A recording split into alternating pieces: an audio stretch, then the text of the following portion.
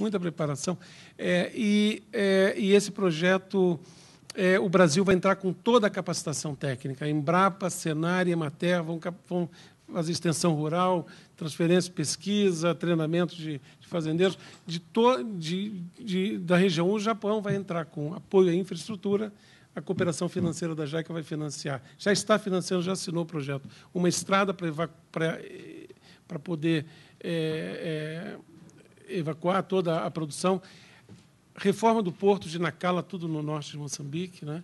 E também crédito rural, através de bancos que estão trabalhando no crédito. Foi isso que eles fizeram no Brasil. A cooperação do Prodecer japonesa para o Brasil custou, eu tive vendo as coisas, $20 milhões, $1 milhão por ano, em cooperação técnica.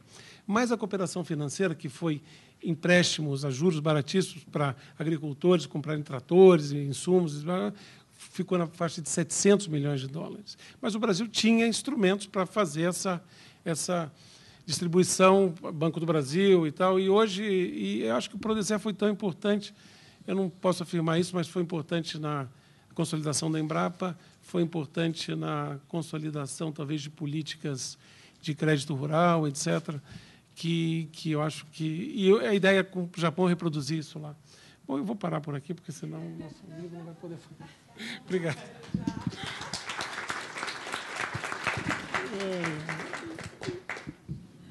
Muito obrigado. Eu utilizei uma metodologia de preparação e deixei-o falar 25 minutos. Pedi agora que o Dr. Rómulo Paes de Sousa, que é médico, especialista em medicina social e em epidemiologia ambiental, e é secretário executivo do Ministério do Desenvolvimento Social e Combate à Fome, tomasse a palavra, por favor. Muito bem. Eu também lhe posso fazer os sinais mais facilmente.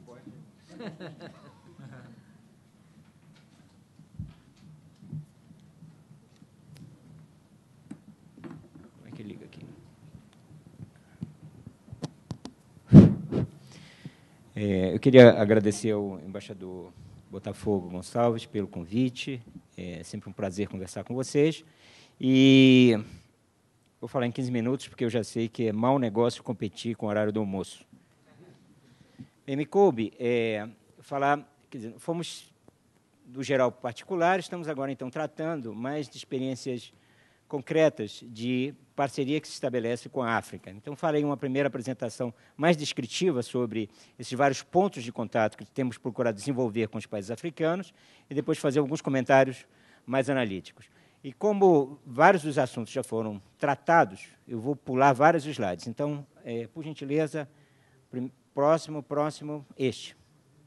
Então, esta é uma questão fundamental, porque, quer dizer, se nós temos um marco de referência com o qual trabalhamos, começando de cima para baixo, nós temos, no sentido horário, nós vamos ver que o nosso foco é o fortalecimento institucional dos países receptores. Lembrem-se que nós estamos falando do Ministério do Desenvolvimento Social e Combate à Fome, que é um ministério que faz parte, na assistência social, do desenvolvimento humano, na dimensão da proteção social. Então, vejam que essa é uma primeira questão. Lembrem-se que a gente sempre aborda o desenvolvimento social como consequência do desenvolvimento econômico, mas podemos fazer o contrário. Ver, na verdade, os entraves para o desenvolvimento econômico em países que têm carências importantes na proteção social. Por exemplo, já foi citada a questão da AIDS, de doenças permanecentes, como chamamos no Brasil, a questão da ausência de um modelo de aposentadoria em pensões que seja robusto, ou, às vezes, até ausência completa, ou situações, por exemplo, de extrema pobreza, uma proporção muito grande da população. Então, tudo isso está no âmbito da proteção social, e são carências importantes desses países, e que também o Brasil enfrenta isso em situações diversas e obteve sucesso em vários desses temas, como todos sabem. Então, nós, basicamente, estamos falando de transferência de tecnologias sociais e que sejam adaptadas à realidade local. Guardem isso, porque eu vou voltar, porque essa é uma questão fundamental. Mais ainda, então, a nossa possibilidade de relacionamento é facilitada pela proximidade cultural, em alguns casos também linguística. E, por fim, é fundamental o efeito multiplicador. Alguns países funcionam como esta possibilidade, como um trampolim, digamos assim, para a disseminação de determinadas experiências nos continentes. Porque, vejam bem, se o Brasil, as soluções brasileiras têm mais aderência, pela nossa condição histórica, a vários países africanos, outros países africanos têm mais aderência às soluções que são desenvolvidas nesses países e que se transformam, obviamente, para serem mais adaptáveis à situação de cada país. Próximo, por favor. Então, já foi citado que tanto o IBAS, o próximo, quanto a ASPA, mais adiante, e o CPLP, todos têm uma dimensão de proteção social associada também, muitas vezes, com a questão do trabalho. Então, nós temos uma presença em todos esses fóruns e participamos sempre dessa dimensão, desses vários arranjos institucional e político. Próximo, por favor. Vocês veem, então, portanto, mais escuro, onde o Ministério do Desenvolvimento Social participa de cooperações bilateral entre esses países. Próximo, por gentileza.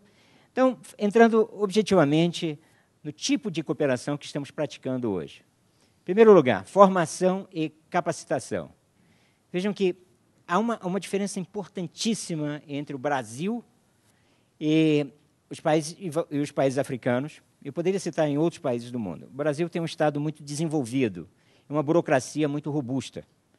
Isso cresceu, sobretudo, depois da Constituição de 88, em primeiro lugar na saúde, em segundo lugar na educação básica, e, mais recentemente, na educação em outros níveis e também na assistência social. Isso faz uma diferença muito grande, porque está ligado, obviamente, diretamente ao sucesso da execução de nossas políticas. Esse tipo de arranjo é muito distinto em vários países. Apenas para dar um exemplo, pegamos a África do Sul.